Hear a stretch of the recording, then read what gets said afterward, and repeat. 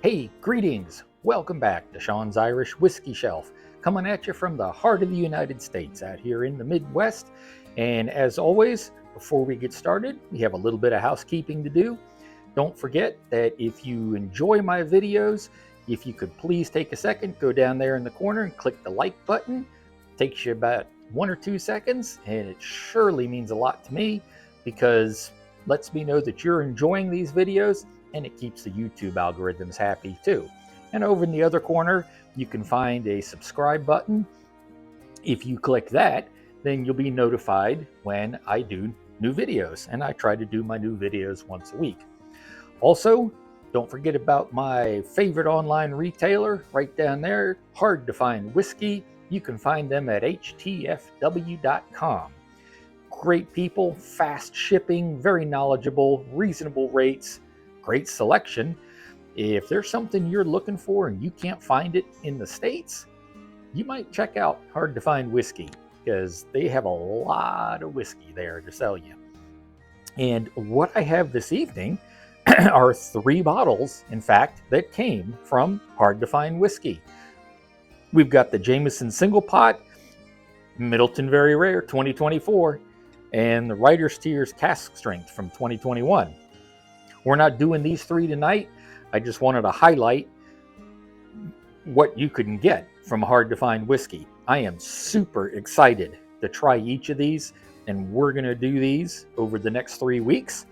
So I'm really stoked. I mean, Writer's Tears, so we know how good Writer's Tears is.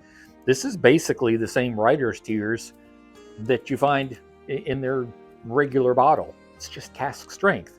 So that's going to be fantastic, I'm sure. It can't be anything but fantastic. Midleton Very Rare 2024. What do you have to say? I mean, it's Midleton Very Rare. There's nothing about this that would be displeasing.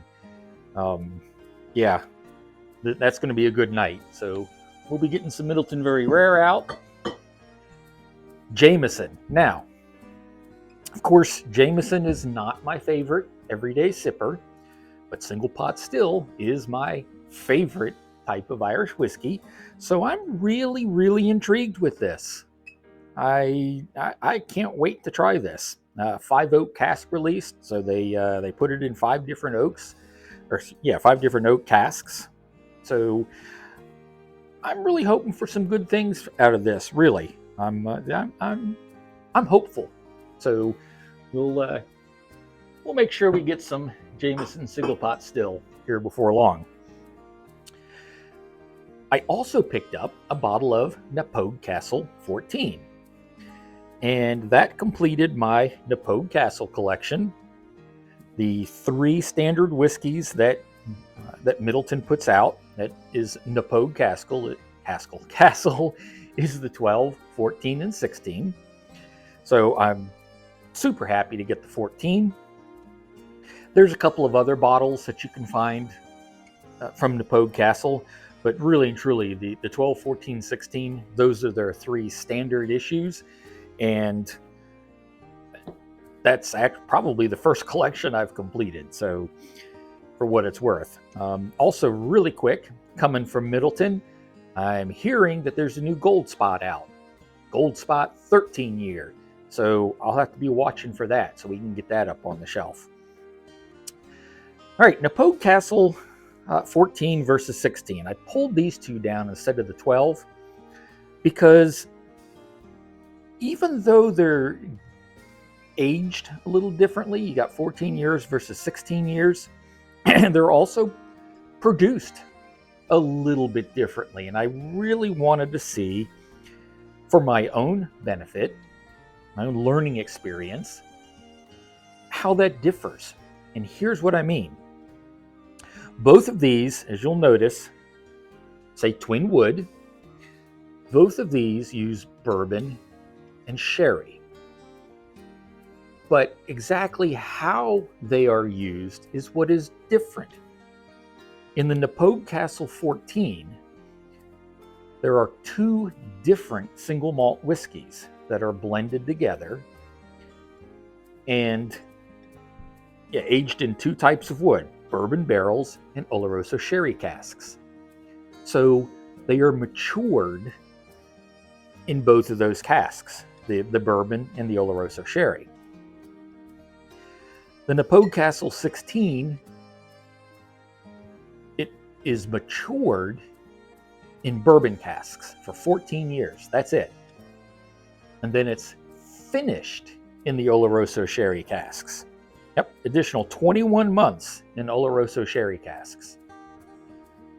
So where you've got one whiskey that is finished in the bourbon in the Oloroso sherry, and it's a blending of two single malts. The 16 straight bourbon for at least 14 years, and then they turn around and finish it in the Oloroso sherry. So I wanted to see what that does for the taste profile. I was really, really curious, because part of what I'm doing is trying to expand my knowledge and develop my palate. Even though it's a blue collar palate, it's probably not going to develop very much, but we're going to give it a try. Interesting, if you go back to several videos ago, I taught you how to read the date codes on the back of a Midleton bottle. These were both bottled in 2022, and they were both bottled on January 25th. Interesting, yes? So they are definitely pushing out some whiskey there at Midleton. All right. First thing I noticed when I poured, and you can probably see right through the bottles too, the 16 is definitely darker than the 14. Right? It's definitely got a nice dark amber color as opposed to the 14. Probably from the aging 2 years longer, it's able to get a little bit more of that bourbon taste before it goes off into the Oloroso sherry. But they both look beautiful. They do not look like they are weak whiskeys at all. So enough chit chat. Let's give our new bottle of Knappogue Castle. Knappogue means Hill of the Kiss in Gaelic. Give Knappogue Castle 14 a try.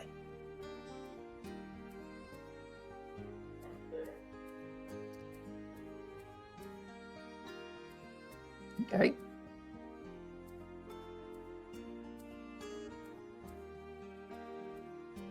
It's not too bad. It's not too bad at all. So it's definitely got the single malt taste.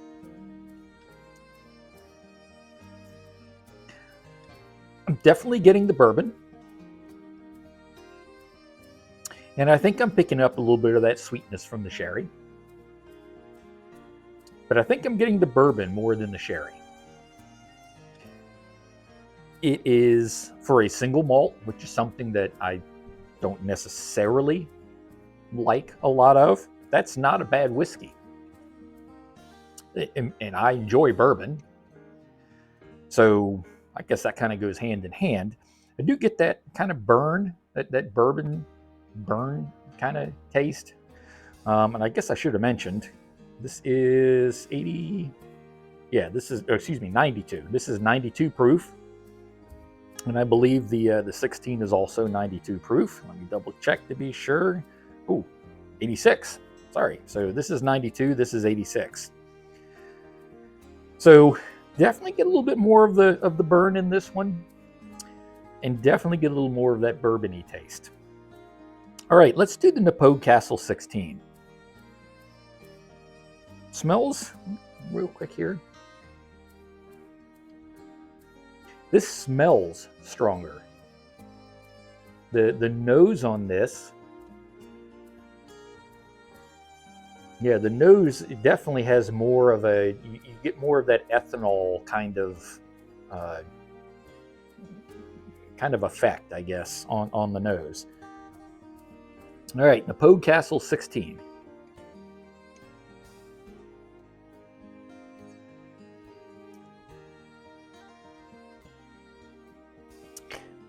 That is a smoother whiskey. I'm not getting the bourbon in that as much as I am the sherry, I think. That doesn't really remind me of bourbon that much. That really is. I'm almost tasting like some of the other whiskey that we had, like perhaps the Slane, where you get more of the sherry taste in there, which kind of knocks the bourbon back a little bit. That's interesting.